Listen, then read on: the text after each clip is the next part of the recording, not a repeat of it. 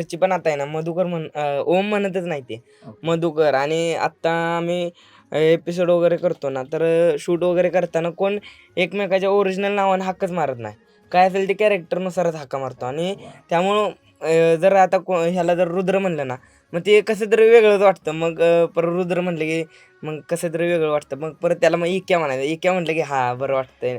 परत किरण्या, सागर, केवडा, रेश्मा असं नाव घेतलं ना मग बरं वाटतं. आणि आमची वेबसिरीज पण खूप भारी आहे. आणि 28 एपिसोड झाले ती.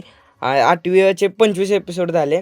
आणि त्याच्यानंतर 10वीचे 28 एपिसोड रिलीज झालेत. अजून बरेच येणार आहेत.